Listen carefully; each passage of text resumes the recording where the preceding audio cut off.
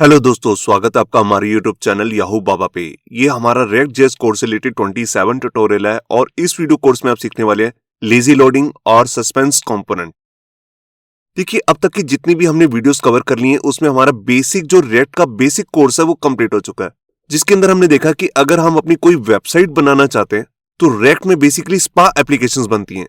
Single page application, जो हमारी website भी बनेगी वो भी एक सिंगल पेज एप्लीकेशन होगी। जब फर्स्ट टाइम हमारी वेबसाइट ओपन होगी तभी हमारी वेबसाइट की पूरी HTML, CSS, जावास्क्रिप्ट सब एक ही बार में लोड हो जाता है। उसके बाद जब भी यूजर किसी दूसरे पेज पे क्लिक करता है, जैसे मान लेते हैं अबाउट अस पेज पे जाता है, तो सिर्फ उसका कंपोनेंट ही लोड होता है। प्रोडक्ट पे क्लिक करेगा तो उसका कंपोनेंट ही लोड होगा, बाकी सारी HTML एज इट इज रहती है। अब मान के चलते हैं कि हमारा जो फर्स्ट पेज है वो है होम पेज। जब हमारी वेबसाइट ओपन होगी तो सबसे पहले एक कंपोनेंट अपने आप लोड हो जाएगा जिसका नाम है होम कंपोनेंट। अब यहां पर मैं आपको एक बहुत अजीब बात बताने वाला हूं, वो ये है कि जब भी हमारी वेबसाइट रिएक्ट में जब हम बनाते हैं वो लोड होती है तो उसके साथ जो मेन कंपोनेंट हमने लोड करना है वो तो लोड हो ही रहा है, बैकग्राउंड में जो दूसरे कंपोनेंट्स हैं वो भी सब एक ही साथ लोड हो जाते हैं। मतलब कि हमारे को जब होम पेज पे जाना था तब हमारा होम पेज का जो मेन कंपोनेंट है वो तो लोड हो ही रहा है, उसके साथ में ये जितने भी दूसरे कंपोनेंट्स हैं ये भी बैकग्राउंड में लोड होने लग जाते हैं। जिससे होता क्या है, हमारी वेबसाइट की जो सबसे पहली इनिशियल स्टेज है जहां पर वेबसाइट लोड होनी है उसका लोडिंग टाइम काफी ज्यादा बढ़ जाता है। आपने कई बार वेबसाइट्स पे देखा भी होगा कि जब हम वेबसाइट ओपन करते हैं तो वहां पर बहुत देर तक स्पिनर की लोडिंग होती रहती है। आपने इस तरह का स्पिनर देखा होगा जो लोड ही होता रहता है, जिसका मतलब है कि अब तक वेबसाइट पूरी लोड नहीं हुई है। इससे होता क्या है, एक तो यूजर एक्सपीरियंस पे काफी बैड इफेक्ट पड़ता है। जो भी विजिटर्स हमारी वेबसाइट पे आते हैं वो काफी बोर हो जाते हैं क्योंकि बहुत देर तक हमारी वेबसाइट लोड ही नहीं होती है प्रॉपर। क्योंकि जब बैकग्राउंड में इतने सारे कंपोनेंट्स लोड होते रहेंगे, बेशक आपने इसे रिएक्ट में बनाया और बनाया किस लिए, वेबसाइट फास्ट लोड हो, मगर बैकग्राउंड में जब ये सारे कंपोनेंट्स एक साथ लोड होने लग जाते हैं तो इससे एक बैड यूजर एक्सपीरियंस हो जाता है। और इसी के साथ हमारे को एक दूसरी डिसएडवांटेज भी मिलती है, वो ये है कि हमारी जो वेबसाइट की रैंकिंग है सर्च इंजन पे वो काफी ज्यादा पीछे चली जाती है। और हमने वेबसाइट बनाई किस लिए, बनाई तो बिजनेस के लिए। और बिजनेस कहां से आएगा, सर्च इंजन से, जैसे google.com से, yahoo.com से और भी कई सारे सर्च इंजन से। तो हमारी वेबसाइट अगर जल्दी खुल ही नहीं रही है तो ऑटोमेटिकली ये सर्च इंजन क्या करते हैं, ये आपकी वेबसाइट को बहुत पीछे कर देते हैं। यहां पर एक चीज आपको समझ तो आ गई है कि इससे जब हमारी वेबसाइट फर्स्ट टाइम लोड होती है तो सारे कंपोनेंट्स एक साथ लोड होते हैं। देखिए, ये बेसिकली रिएक्ट ने किया क्यों हुआ, एक्चुअली में ये आपके यूजर एक्सपीरियंस को अगले वाले पेजेस में फास्ट करने के लिए किया गया है। देखिए, एक साथ जब ये कंपोनेंट्स लोड हो जाएंगे, मान लेते हैं कि अगर आप जाते हैं प्रोडक्ट वाले पेज में तो ये कंपोनेंट पहले से ही लोडेड है। जैसे आप किस पे क्लिक करेंगे विद इन ए सेकंड ये सारा कंपोनेंट एक सेकंड के अंदर ही लोड हो जाता है। रिएक्ट ने बेसिकली इसको यूजर एक्सपीरियंस को अच्छा करने के लिए किया है। मगर होता क्या है, जब हमारी वेबसाइट फर्स्ट टाइम लोड होती है तो उसकी जो इनिशियल लोडिंग है वो काफी ज्यादा बढ़ जाती है। तो इस केस में हमारे पास रिएक्ट यहां पर हमारे को एक सोल्यूशन देता है जिसको हम कहते हैं लेजी लोडिंग। लेजी लोडिंग में क्या होता है, जो उनसे कंपोनेंट की जब जरूरत है उसको सिर्फ तभी लोड करना है, ना कि इनिशियल टाइम पे। जब हम क्लिक करेंगे जैसे अबाउट अस कंपोनेंट पे तभी ये सर्वर से लोड होना चाहिए। जब हम प्रोडक्ट पे क्लिक करेंगे, मान लेते कि ये सारे प्रोडक्ट्स हम API से लेकर आ रहे हैं और मान लेते कि हमारे पास 100, 200, 300 प्रोडक्ट्स हैं, वो सब एक बारी में तभी लोड होंगे जब हम प्रोडक्ट पे क्लिक करेंगे, ना कि तब जब हम होम पेज को विजिट कर रहे हैं। तो इससे होता क्या है, जो हमारे ये दोनों इफेक्ट्स है ये दोनों चेंज हो जाएंगे। यहां पर जो हमारी परफॉर्मेंस इनिशियल वाली काफी ज्यादा स्लो पड़ रही थी वो यहां पर इंप्रूव हो जाएगी। और इससे सर्वर पे भी ज्यादा इफेक्ट नहीं पड़ता क्योंकि उसको सारे कंपोनेंट्स एक साथ नहीं देने होते। जब आप प्रोडक्ट्स पे क्लिक करेंगे तभी प्रोडक्ट्स वाला यहां पर कंपोनेंट लोड होगा। और जब वेबसाइट फर्स्ट टाइम फास्ट ही लोड हो रही है तो इससे हमारे को यहां पर जो सर्च इंजन है उस पर भी हमारी रैंकिंग काफी ज्यादा इंप्रूव हो जाती है। तो रिएक्ट में बेसिकली लेजी लोडिंग से रिलेटेड होता क्या है, बेसिकली इसमें हमारे को एक मेथड मिलता है और इसी के साथ एक कंपोनेंट। मेथड का नाम है यहां पर लेजी। लेजी के अंदर हम अपना कंपोनेंट पास कर देते हैं।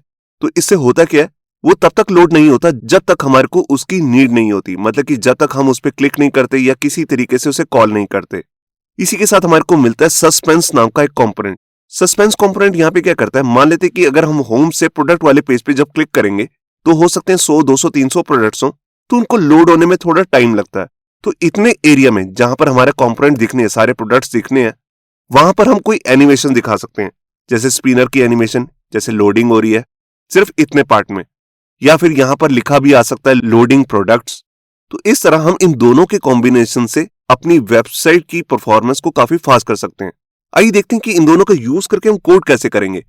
देखिए, सबसे पहले मैं आपको दिखाता हूं, अगर हम लेजी लोडिंग का यूज नहीं करते हैं तो हम कोड कैसे करते हैं। जैसे कि हम पिछली वीडियोस में देख ही चुके हैं। मान लेते हैं कि हमारा एक होम नाम का कंपोनेंट है, वो हमने ऑलरेडी बना दिया है, तो उसको हम यूज कैसे करते हैं अपनी मेन फाइल के अंदर। कुछ इस तरह से पहले हम उसे इंपोर्ट करते हैं, होम फ्रॉम, उसका पाथ यहाँ पे आता है। एक एग्जाम्पल और ले लेते हैं, जैसे हमारा कोई प्रोडक्ट्स का कंपोनेंट है तो उसको भी हम इस तरह से इंपोर्ट कर लेंगे। इंपोर्ट करने के बाद हम उसके टैग्स को यूज करते हैं। अब हम यहाँ पे मान के चल रहे हैं हमने यहाँ पर लिंक्स लगाने हैं, तो उसके लिए हम रेक्ट राउटर का यूज करते हैं।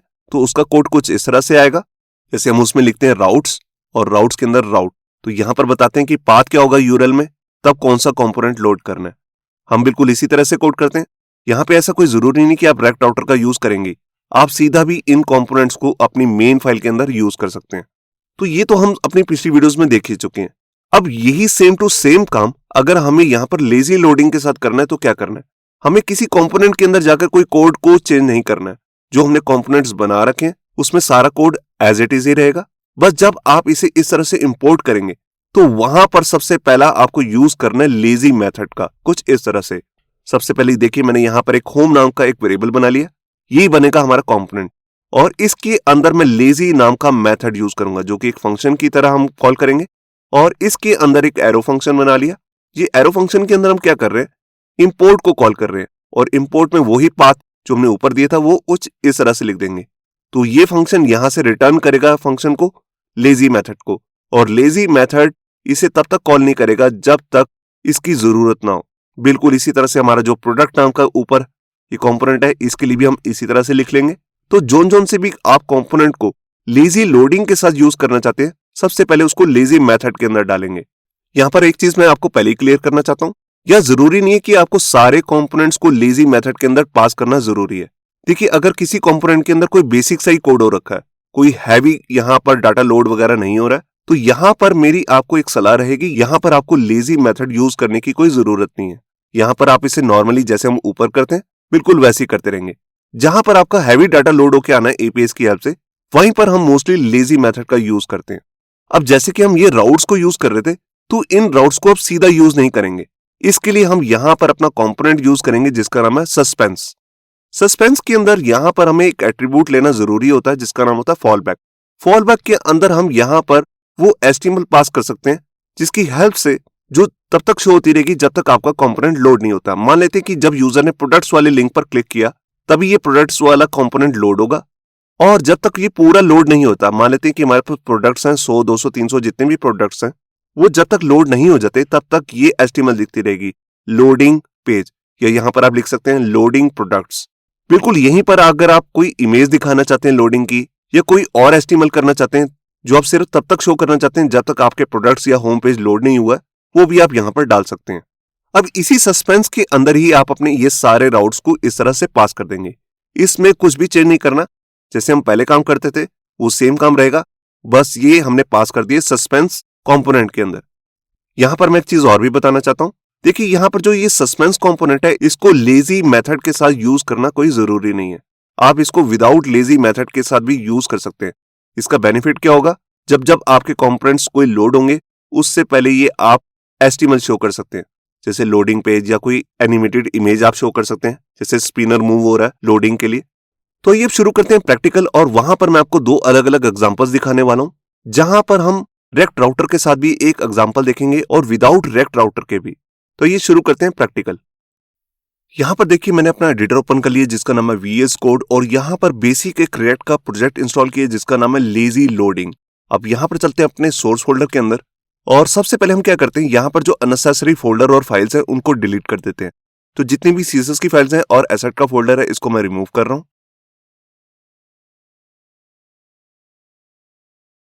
ये देखिए, अब यहां पर सिर्फ हमारे पास दो ही फाइल्स हैं, एक है main.js और एक है app.js। सबसे पहले हम main.js ओपन करते हैं, और यहां पर जो CSS की फाइल का लिंक आ रहा है इसको मैं यहां से रिमूव कर देता हूं। फाइल को सेव किया, इसको क्लोज कर देता हूं।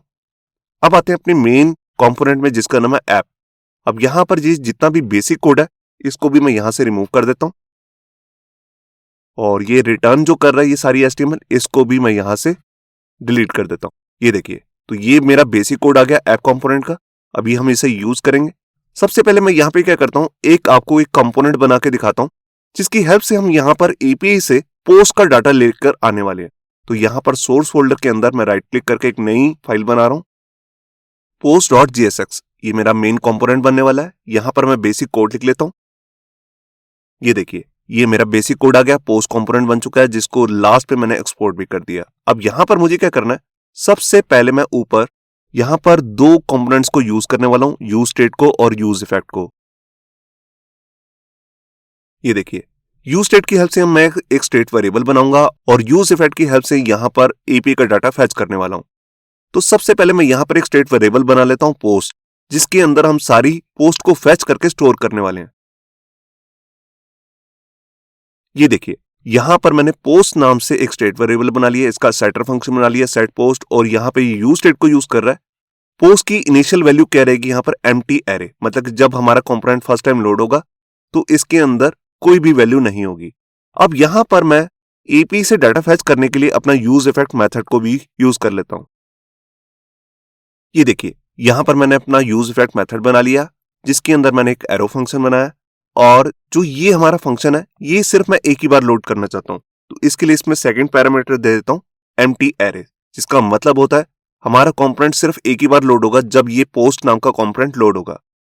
तो इसके अंदर मैं क्या करता हूं, सारा डाटा फैच करने के लिए सबसे पहले एक फंक्शन बना लेता हूं, जिसका नाम मैं रखने वाला हूं फैच पोस्ट। ये देखिए, यहां पर मैंने फैच पोस्ट नाम से एक फंक्शन बना लिया है, जो कि असिंक और अवेट के साथ चलेगा, और इसके अंदर एरो फंक्शन पास किया है, इसको बाद में कॉल भी कर लिया। मतलब कि जैसे ही हमारा ये यूज इफेक्ट मेथड आएगा तो ये फंक्शन अपने आप कॉल हो जाएगा। अब इसके अंदर मुझे क्या करना है, डाटा को फैच करना है। तो उसके लिए मैं यहां पर फैच मेथड का यूज करने वाला हूं। ये देखिए, यहां पर मैंने एक रिस्पॉन्स नाम से एक वेरिएबल लिया है, जिसके अंदर मैं अवेट का यूज करके फैच मेथड को कॉल करने वाला हूं। तो यहां पर मेरे को पोस्ट का डाटा चाहिए, डमी डाटा। तो उसके लिए हम चलते हैं अपने गूगल पे। यहां पर देखिए, मैंने google.com ओपन कर लिया और यहां पर सर्च किया जेसन प्लेस होल्डर। यहां पर जो सबसे पहली वेबसाइट आ रही है मैं इस पर क्लिक करता हूं, इसको स्क्रॉल करता हूं, और ये देखिए यहां पर फैच के अंदर हमने कैसे कोड करना है ये सब बता रखा है। हमें कुछ इस तरह की एपीआई का यूआरएल चाहिए। यहां पर रिसोर्सेज नाम की जो हेडिंग है उसके नीचे कई सारे अलग अलग एपीआईज के यूआरएल है। हमारे को यहां पर पोस्ट का डाटा चाहिए, जिसके अंदर 100 पोस्ट का डाटा है। तो मैं इस पर क्लिक करता हूं। ये देखिए, यहां पर ये 100 पोस्ट का डाटा सारा कुछ आ चुका है, जिसमें यूजर का आईडी आ रहा है, जिसका मतलब है कि किस यूजर ने इस पोस्ट को लिखा है। पोस्ट की यूनिक आईडी आ रही है, उसका टाइटल आ रहा है, उसकी बॉडी आ रही है, मतलब कि मेन न्यूज का डाटा क्या है वो यहां पर आ रहा है। तो ये मेन यूआरएल है, मैं इसको कॉपी कर लेता हूं और यहां पर आकर मैं इसे पेस्ट कर देता हूं। ये देखिए, तो ये आ गया हमारा सारा डाटा फैच होके, और यहां पर ये सारा डाटा आ जाएगा रिस्पॉन्स में। अब इसमें से मेरे को जेसन का डाटा निकालना है, तो उसके लिए मैं डाटा नाम का एक वेरिएबल बना लेता हूं। ये देखिए, यहां पर डाटा में अवेट का यूज करके मैंने रिस्पॉन्स में से जो भी हमारे पास सारा डाटा है उसमें से जेसन का डाटा फैच कर लिया। अब ये जेसन का डाटा मुझे फैच करके करना क्या है, इस वेरिएबल के अंदर सेट करना है। तो इसके लिए हम इस मेथड का यूज करेंगे, जो बेसिकली इसका फंक्शन है सेटर फंक्शन, और इसके अंदर मैंने सारे डाटा को पास कर दिया। अब जैसे इसके अंदर डाटा हमने पास किया तो ये क्या करेगा फंक्शन, ये ऑटोमेटिकली इस वेरिएबल की वैल्यू को सेट कर देगा जो भी हमारे पास डाटा फैच होके आया है। ये पहले से एक एरे है, और हमारे पास जो इस एपीआई से डाटा आ रहा है वो भी एरे ऑफ ऑब्जेक्ट है। तो उसको हमने इस वेरिएबल के अंदर सेट कर दिया सेट पोस्ट की हेल्प से, और इसको बाद में कॉल भी कर रखा है इस फंक्शन को। अब इसके बाद क्या करना है, जैसे ये सारे डाटा फैच होके आता है तो मैं इसको यहां पर अपनी HTML में रिटर्न करके शो करना चाहता हूं। तो यहां पर डिव के अंदर मैं आया और यहां पर एक हेडिंग ले लेता हूं जैसे, और इसके अंदर मैंने लिख दिया पोस्ट, और सारी पोस्ट मेरे को यहां पर अनऑर्डर लिस्ट में शो करनी है। अब जितनी भी पोस्ट आई हैं बहुत सारी पोस्ट है, 100 पोस्ट है, तो उसके लिए मुझे यहां पर लूप भी चलाना है। तो आपको मालूम है रेड के अंदर हम यहां पर मैप मेथड यूज करते हैं। अब सारी पोस्ट किस वेरिएबल के अंदर आई हैं, वो आई है पोस्ट के अंदर। तो इसी वेरिएबल का मैं मैप लूप यहां पर कोड कर लेता हूं।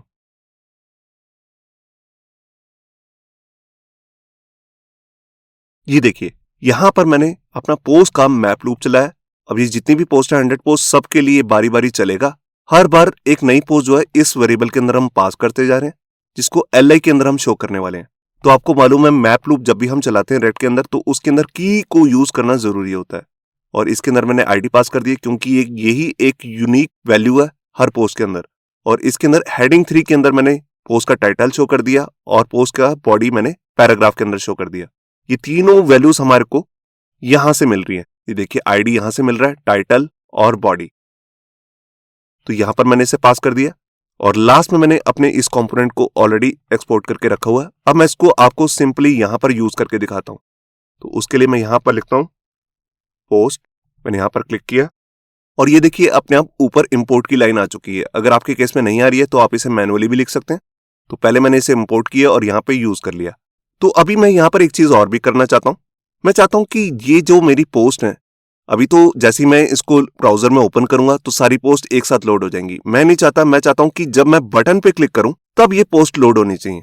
तो उसके लिए मैं यहां पे क्या करता हूं, यहां पर एक बटन टैग ले लेता हूं जिसके क्लिक पर मुझे ये सारा डाटा शो करना है। तो यहां लिख देता हूं शो पोस्ट।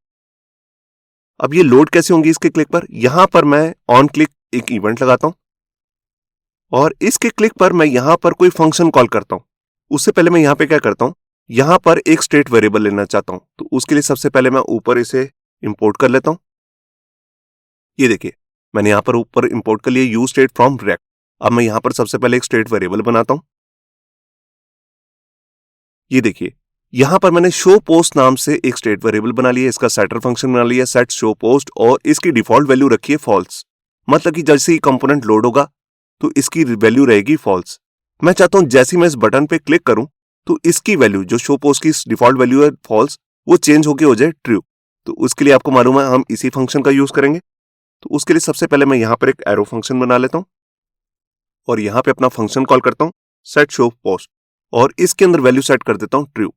ये देखिए अब जैसे ही हम बटन पे क्लिक करेंगे तो ये फंक्शन चलेगा, इसके अंदर हम यहां पर ट्रू वैल्यू सेट कर रहे हैं और ये ट्रू वैल्यू सेट कर देगा शो पोस्ट की। अब मैं चाहता हूं जैसे ही इसकी वैल्यू ट्रू होगी है तभी ये डाटा हमारे को शो करना है। तो उसके लिए मैं क्या करता हूं, यहां से इस कोड को कट करता हूं और यहां पर एक कंडीशन लगाता हूं। मैं कह रहा हूं अगर शो पोस्ट की वैल्यू ट्रू है और इसी के साथ में लॉजिकल एंड ऑपरेटर लगाऊंगा और इसके अंदर मुझे शो क्या करना है, यहां पे सबसे पहले राउंड ब्रेसेस ले लेता हूं और यहां पर पोस्ट नाम का जो हमारा कंपोनेंट है इसको तब लोड करना है अगर इसकी वैल्यू ट्रू होगी और ये हमारे पास कंपोनेंट भी लोड हो चुका है तब ये यहां पर इसका डाटा शो करना है। अगर इसकी वैल्यू फॉल्स होगी तब ये डाटा भी शो नहीं होगा। ये हम पिछली वीडियोस में ऑलरेडी देख चुके हैं। तो ये मेरा अब जो ये कंपोनेंट है पोस्ट 100 पोस्ट का, ये तब लोड होगा जब मैं इस बटन पे क्लिक करूंगा। तो यहां पर मैंने फाइल को सेव किया।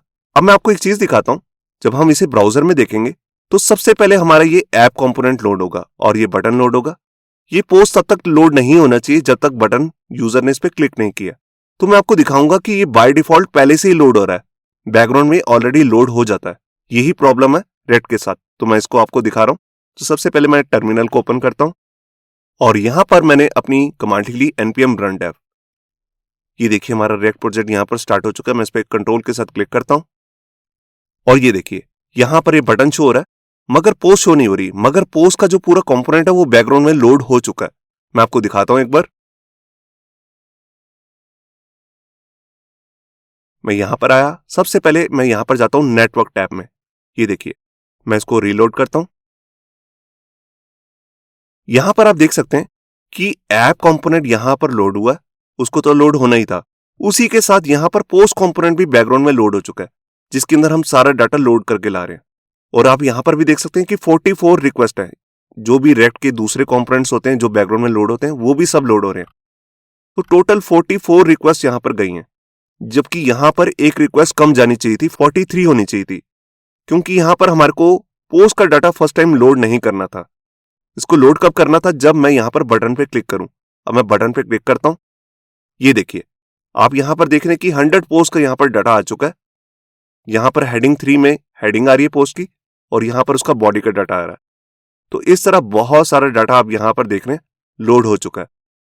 अब मैं इसको लेजी लोडिंग के साथ आपको यूज करके दिखाता हूं। तो उसमें क्या होगा, यहां पर जो फर्स्ट टाइम डाटा लोड होता है मैं आपको रिफ्रेश करके दिखाता हूं। देखिए यहां पर 44 रिक्वेस्ट आ रही है।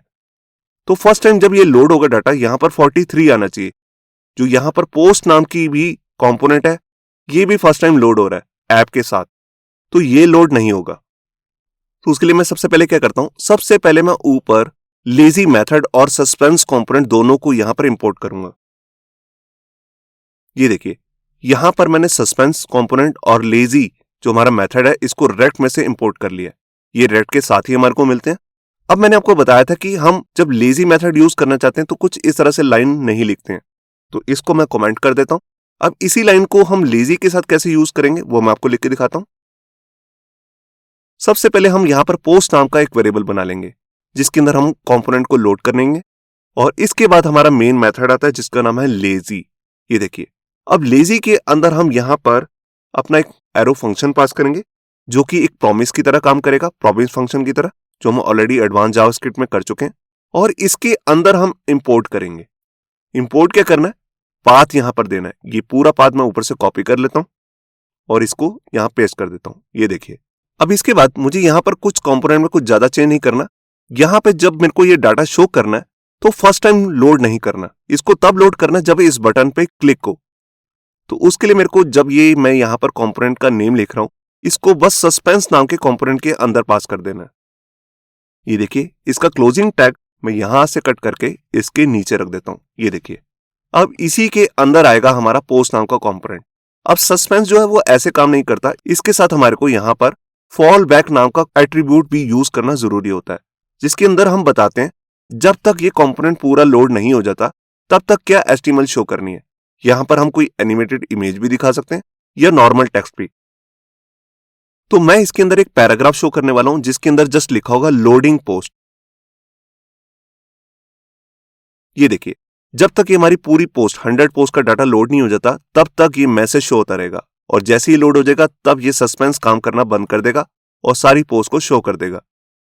तो सबसे पहले हमने ऊपर लेजी को यूज किया और नीचे सस्पेंस को, बस इतना ही हमें काम करना होता है। तो यहां पर मैंने फाइल को सेव किया, मैं यहां पर आया। अब मैं इसको एक बार रिफ्रेश करता हूं। ये देखिए, अब आप यहां पर ध्यान से देखिए नीचे, यहां पर 43 रिक्वेस्ट आई हैं, पहले आ रही थी 44। अब मैं ऊपर जाके आपको दिखा रहा हूं, यहां पर सिर्फ ऐप कंपोनेंट ही आया है, कोई भी यहां पर पोस्ट नाम का कंपोनेंट आपको नहीं दिख रहा है। ना आपको ऊपर दिखेगा ना ही यहां पर नीचे। वैसे ये सॉर्टिंग ऑर्डर में है तो यहां ही पर कहीं पर पी आना चाहिए था डब्ल्यू से पहले, तो यहां पर पोस्ट नहीं आ रहा, सिर्फ ऐप कंपोनेंट ही लोड हुआ है। अब ये लोड कब होगा, जब मैं इस पर क्लिक करूंगा। मैं आपको सबसे नीचे लेकर जाता हूं, सबसे नीचे लास्ट में। अब जैसे ही मैं इस पर क्लिक करूंगा तो आप देखेंगे यहां पर 44 रिक्वेस्ट आ जाएंगी। ये देखिए, मैंने इस पर क्लिक किया तो यहां पर क्या हुआ, यहां पर देखिए पोस्ट कंपोनेंट आ गया। ये 2 बार आ रहा है, ये हम पिछली वीडियोस में देख चुके हैं। जब भी हम यूज इफेक्ट को यूज करते हैं तो वो 2 बार चलता है, क्योंकि हम मेन कंपोनेंट के अंदर स्ट्रिक्ट नाम का यहां पर कंपोनेंट यूज कर रहे हैं, तो उसको 2 बार लोड करता है। तो देखिए, इसने 2 बार लोड कर दिया तो यहां पर आ गया 46। इसी के साथ आप यहां पर देख रहे हैं पोस्ट की यहां पर ये पूरी फाइल भी यहां पर लोड हुई है। पहले तो ये फाइल लोड हुई है, उसके बाद यहां पर जो भी पोस्ट का डाटा था वो यहां पर लोड हुआ है। मैं आपको दोबारा रिफ्रेश करके दिखाता हूं। ये देखिए, 43 रिक्वेस्ट है। अब यहां पर कोई भी पोस्ट नाम का कंपोनेंट लोड नहीं हो रहा है, सिर्फ ऐप कंपोनेंट ही यहां पर लोड हो रहा है। जब मैं इस पर क्लिक करूंगा तभी आप यहां पर देख सकते हैं रिक्वेस्ट बढ़ गई, 46 होगी। 3 कंपोनेंट या 3 फाइलें आप समझ सकते हैं अपने अपलोड हुई हैं। पहले तो मेन कंपोनेंट है, फिर उसके अंदर पोस्ट का डाटा है। तो यहां से आपको क्लियर हो रहा होगा कि अगर हमने एक ही वेबसाइट पे मान लीजिए 20, 25, 30 कंपोनेंट्स बना रखे हैं और सबके अंदर एपीआई से डाटा फैच करना है, तो वो फर्स्ट टाइम एक साथ लोड नहीं होंगे, जिससे हमारी वेबसाइट की इनिशियल जो स्पीड है वो काफी ज्यादा बढ़ जाती है। अब इसके बाद मैं आपको एक दूसरा एग्जांपल दिखाता हूं जिसमें हम रेक्ट राउटर भी यूज करने वाले हैं, मतलब कि मल्टीपल कंपोनेंट्स बनाएंगे। तो उसके लिए हम अपनी पिछली वीडियो का ही कोड उठाने वाले हैं जो हमने रेक्ट राउटर की वीडियो में किया था। तो देखिए, यहां पर मैं आ गया विंडोज एक्सप्लोरर में और यहां पर हमारा मेन प्रोजेक्ट आप देख रहे हैं रेक्ट राउटर का मैंने पूरा कोड ओपन करके रखा है। यहां पर हम चलते हैं अपने सोर्स फोल्डर में और यहां पर ये सारी फाइल्स को मैं कॉपी कर लेता हूं, क्योंकि मैं नहीं चाहता ये दोबारा से सारा कोड मैं रिपीट करूं। और अपने मेन लेजी लोडिंग नाम के प्रोजेक्ट फोल्डर के अंदर आ गया। अब यहां पर मैं आता हूं। अब यहां पर जो ये ऐप कंपोनेंट अभी भी हमने बनाया था इसको मैं रीनेम कर देता हूं। इसका नाम मैंने रख दिया ओल्ड, और यहीं पर सारे अपनी जो फाइल्स मैंने कॉपी करी थी इनको पेस्ट कर देता हूं। ये देखिए, यहां पर ये सारी फाइल्स मैंने पेस्ट कर दी हैं। अगर आपके पास ये वाला कोड नहीं है तो ये सारा कोड आपको हमारी गिटहब की रिपोजिटरी से मिल जाएगा। ये देखिए, यहां पर इसके लिए आपको जाना है github.com/yahoo-baba, ये हमारा यूजर नेम है। यहां पर आपको दिखेगा रेक्ट कोर्स कोड, इस पर आपको क्लिक करना है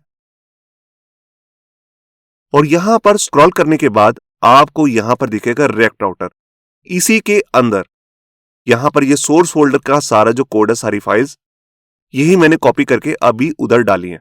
तो आप इस कोड की सारी फाइल्स यहाँ से कॉपी कर सकते हैं। तो मैं आ गया अपने एडिटर में। ये देखिए सारी फाइल्स हमारे को सोर्स फोल्डर में दिख रही हैं। मैं इस फाइल को यहाँ से बंद कर देता हूँ। तो यहाँ पे सबसे पहले हमारा जो है app.js फाइल है। अभी जो पहले हमने बनाई थी उसका रीनेम कर दिया। ये सारा कोड भी आपको हमारी गिटहब की रिपोजिटरी से मिल जाएगा। इस वीडियो के बाद मैं ये सारा कोड डाल दूंगा वहां पर। ये देखिए यहाँ पर हमने मल्टीपल कंपोनेंट्स बना रखे हैं। होम का कंपोनेंट, अबाउट का, कॉन्टैक्ट का, प्रोडक्ट्स का, और इसके सब कंपोनेंट भी बनाने सिखाए थे उस वीडियो में जो प्रोडक्ट्स के अंदर काम कर रहे हैं। तो अभी मैंने यहाँ पर लेजी लोडिंग का यूज नहीं किया है। मैं आपको दिखाता हूँ, जैसे मैं होम पेज पे विजिट करूंगा तो ये बैकग्राउंड में ये सारे कंपोनेंट्स भी अपने आप लोड हो जाते हैं। तो यहाँ पर मैंने फाइल को सेव किया और मैं यहाँ पर आया वेब ब्राउजर में। अब यहाँ पर आप देख सकते हैं कि एक एरर शो कर रहा है। बेसिकली जो मैंने फाइल्स कॉपी की हैं वो रेक्ट राउटर डॉम नाम का एक पैकेज यूज कर रही हैं, जो रेक्ट राउटर के लिए हम यूज करते हैं। तो ये इंस्टॉल नहीं कर रखा, तो मैं इसका नेम यहाँ से कॉपी कर लेता हूँ और यहाँ पर जाकर इसे इंस्टॉल भी कर लेता हूँ। तो ये मेरा कंपोनेंट को पहले मैं Ctrl+C करके क्लोज करता हूँ, Ctrl+L से क्लियर करता हूँ स्क्रीन को, और यहाँ पर अपनी कमांड लिखता हूँ npm i और अपने पैकेज का नाम रेक्ट राउटर डॉम। ये देखिए ये पैकेज अब यहाँ पर इंस्टॉल हो चुका है। मैं स्क्रीन को क्लियर करता हूं और दोबारा से मैं अपने प्रोजेक्ट को रन कर रहा हूं npm run dev से। ये देखिए मैं यहां पर आया। ये देखिए यहां पर आप देख रहे हैं कि अब हमारा पूरा पेज ओपन हो चुका है जो हमने रेक्ट राउटर वाली वीडियो में कंप्लीट किया था। अब देखिए अभी मैंने कहीं पर भी क्लिक नहीं किया है, अलग अलग कंपोनेंट्स है। सबसे पहले होम पेज का कंपोनेंट लोड हो रहा है जिसमें हेडिंग है और ये बटन है।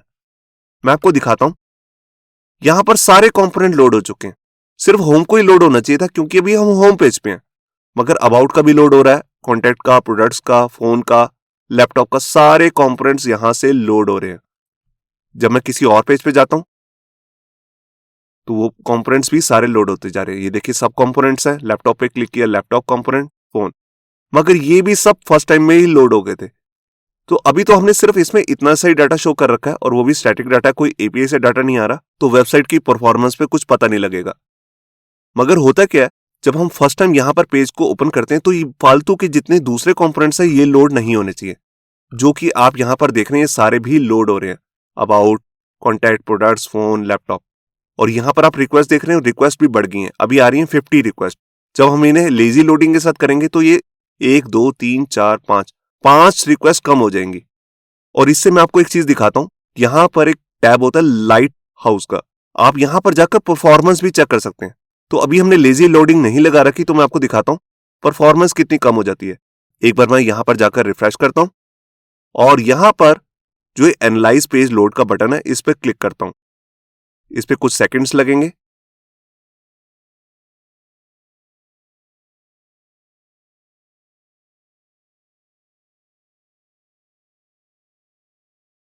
ये देखिए यहां पर अभी परफॉर्मेंस निकल के आई है 88।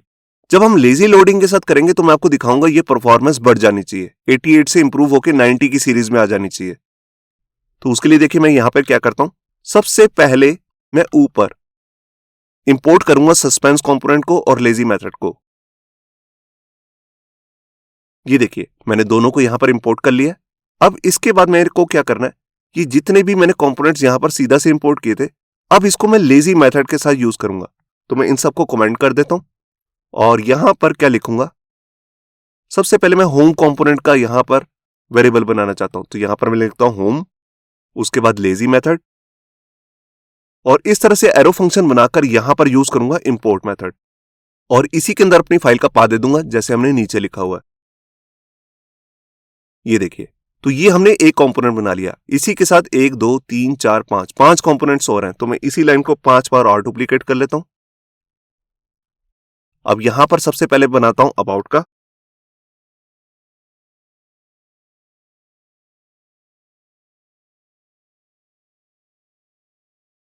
ये देखिए अब यहां पर सारे कंपोनेंट्स के लिए मैंने अलग अलग वेरिएबल बना लिए हैं और इनकी फाइल को भी यहां पर डाल दी है, और इन सबको हमने यहां पर यूज किया है, मतलब कि इंपोर्ट कैसे किया, लेजी मेथड के साथ। अब ये सारे कंपोनेंट बैकग्राउंड में अपने आप लोड नहीं होंगे, ये तब लोड होंगे जब हम इनकी जरूरत के लिए इनको कॉल करेंगे। अब इसके लिए मेरे को यहां पर भी थोड़ा सा चेंज करना पड़ेगा। देखिए यहां पर मैंने रेक्ट राउटर का यूज किया था। अगर आपको इसके बारे में नहीं पता तो आप हमारी वीडियोस भी देख सकते हैं, जिसका लिंक भी आपको ऊपर मिल जाएगा। यहाँ पर हमारे को कुछ चेंज नहीं करना, ना किसी कंपोनेंट के अंदर जाके कुछ चेंज करना है। यहाँ पर ये सारे राउट्स को बस मुझे पास कर देना सस्पेंस नाम के कंपोनेंट के अंदर। तो उसको मैंने कोड को कट किया और यहाँ पर यूज करता हूँ सस्पेंस। ये देखिए, इसके अंदर मैं सारा कोड पेस्ट कर देता हूँ। अब देखिए, सस्पेंस जो है वो अपने आप इस तरह से वर्क नहीं करता। इसके साथ फॉल बैक नाम का आपको एक एट्रीब्यूट भी लगाना होता है, जैसे हम पहले भी देख चुके हैं। और इसके अंदर आप अपनी कोई भी एचटीएमएल पास कर सकते हैं। वो एचटीएमएल तब तक दिखेगी जब तक ये कंपोनेंट्स लोड नहीं होते। जब आप जैसे क्लिक करेंगे अबाउट पे, तब तक वो एचटीएमएल जो आपने यहां पर लिखी होगी वो शो होती रहेगी। तो यहां पर अभी मैं एक हेडिंग डाल देता हूं। ये देखिए, तो यहां पर मैंने क्या किया, अब जैसे हमारा ये कोई भी राउट हम असेस करने लगेंगे तो यहां पर ये लेजी लोडिंग नाम का हेडिंग दिखती रहेगी। आप यहां पर कोई एनिमेटेड इमेज टैग से भी शो कर सकते हैं, या कोई और एचटीएमएल करना चाहें वो भी कर सकते हैं। बस ये इतना ही काम था। तो यहां पर मैंने फाइल को सेव किया। तो अभी देखिए, यहां पर अभी मैंने पेज को रिफ्रेश तो नहीं किया, यहां पर 88 परफॉर्मेंस आ रही है और नेटवर्क में यहां पर रिक्वेस्ट बढ़ चुकी हैं। अब मैं पेज को रिफ्रेश करता हूं। पहले यहां पर रिक्वेस्ट आ रही थी 50, मैं इस पर क्लिक करता हूं। अब देखिए, यहां पर 5 रिक्वेस्ट कम हो चुकी हैं, 45 हो चुकी हैं। पहले जब हमने रिफ्रेश किया था विदाउट लेजी लोडिंग के, तो यहां पर 50 रिक्वेस्ट आ रही थी। अब यहां पर आप देख सकते हैं कि सिर्फ एक ही कंपोनेंट लोड हो रहा है जिसका नाम है होम, और होम के साथ एक दूसरा कंपोनेंट भी लोड हो रहा होगा, ऐप। ये देखिए ऐप। तो ऐप के बाद यहां पर होम ही कंपोनेंट लोड हुआ है। 5 कंपोनेंट्स का डाटा लोड होने से बच गया फर्स्ट टाइम पे। अब जब मैं क्लिक करूंगा, मैं आपको दिखाता हूं, अभी 45 दिखा रहा है। जैसे ही मैं अबाउट पे क्लिक करूंगा तो एक कंपोनेंट और लोड होगा। ये देखिए, जैसे ही मैंने इस पे क्लिक किया, अबाउट का यहां पर डाटा आपको दिख रहा है और यहां पर 46 रिक्वेस्ट होगी है। अब मैं कॉन्टैक्ट पे क्लिक करता हूं। ये देखिए, ये होगी 47। मैं यूजर पे क्लिक करता हूं तो ये देखिए यहां पर 47 हो चुकी है। इसके बाद मैं प्रोडक्ट्स पे क्लिक किया तो यहां होगी 48 रिक्वेस्ट। मैं फोन पे क्लिक करता हूं 49, लैपटॉप पे क्लिक किया 50। तो जब जब मैं जिस कंपोनेंट के लिए क्लिक कर रहा हूं वही कंपोनेंट लोड हो रहा है और वही एक रिक्वेस्ट जा रही है सर्वर पे। मैं होम पे जाकर एक बार आपको लाइट हाउस से भी दिखाता हूं। पहले देखिए 88 आ रहा था, अब मैं इसको एक बार दोबारा रिफ्रेश करता हूं। अगर आपने लाइट हाउस की परफॉर्मेंस को चेक करना है तो आपको एक बार पेज को रिफ्रेश करना है। ये देखिए हो चुका है। अब मैं इसको यहां पर क्लियर करता हूं और यहां पर एनालाइज पेज लोड पे दोबारा क्लिक करता हूं। पहले इसकी वैल्यू आ रही थी 88, अब चेक करेंगे इसकी वैल्यू, नई वैल्यू क्या रहती है। ये देखिए यहां पर हो गया 89। अभी भी बढ़िया परफॉर्मेंस तो नहीं दिखा रहा, यहां पर रिक्वेस्ट तो 45 ही कही है। एक बार मैं दोबारा से चेक करता हूं इसे। यहां पर मैं क्लियर करता हूं, रिफ्रेश करता हूं एक बार दोबारा से कंपोनेंट को। अब दोबारा से एनालाइज पेज लोड पे क्लिक करता हूं।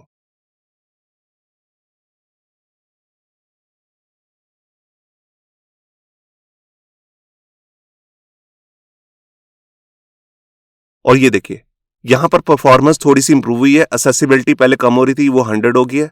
थोड़ी थोड़ी हर चीज में इंप्रूवमेंट हुई है। अभी हमने एक्चुअली एपीआई के साथ डाटा यहां पर शो नहीं कर रखा किसी भी पेज में, तो ज्यादा पता नहीं लग रहा। मगर जब आप एपीआई से डाटा शो करेंगे और परफॉर्मेंस चेक करेंगे तो काफी ज्यादा डिफरेंस आपको यहां पर दिखेगा। नेटवर्क में तो आप देख ही सकते हैं, यहां पर 45 रिक्वेस्ट है, 5 रिक्वेस्ट कम जा रही हैं। मैं अबाउट पे क्लिक करता हूं, सिर्फ तभी एक रिक्वेस्ट बढ़ेगी, 46 हुई है। जब इस पे क्लिक किया तो आप नीचे भी देख सकते हैं, जब जब मैं क्लिक कर रहा हूं, अबाउट का कंपोनेंट पे क्लिक किया था तब वो लोड हुआ, कॉन्टैक्ट पे क्लिक किया तो वो लोड हुआ। मैं यहां पर यूजर पे क्लिक करता हूं, यूजर पे कुछ नहीं दिखा रहा। मैं प्रोडक्ट पे क्लिक करता हूं तो देखिए प्रोडक्ट वाला कंपोनेंट यहां पर लोड हो चुका है। तो जब जिस कंपोनेंट के लिए मैं लिंक पर क्लिक कर रहा हूं वही कंपोनेंट यहां पर लोड हो रहा है। तो यहां पे आपको क्लियर हुआ होगा कि कैसे हम यहां पर लेजी लोडिंग और सस्पेंस मेथड के साथ, जो हमारी कंपोनेंट है और इसके साथ लेजी मेथड जो हमने यूज किया है, इसके साथ कैसे वेबसाइट की जो इनिशियल परफॉर्मेंस है उसको इंप्रूव कर सकते हैं। फर्स्ट टाइम अब जब भी हमारी वेबसाइट लोड होगी तो काफी ज्यादा फास्ट लोड होगी। और जो भी हमने इस वीडियो के अंदर सारा कोड किया है, ये सारा कोड आपको हमारी गिटहब की रिपोजिटरी से मिल जाएगा, जिसका लिंक भी आप ऊपर देख रहे हैं, और नीचे डिस्क्रिप्शन में भी ये लिंक आपको मिल जाएगा। होप सो आपको हमारा ये वीडियो ट्यूटोरियल अच्छा लगा होगा। अगर अच्छा लगा है तो वीडियो को प्लीज लाइक करना मत भूलिए। अगर आप ऐसी रेगुलर अपडेट्स चाहते हैं तो हमारे चैनल याहू बाबा को सब्सक्राइब करना मत भूलिए।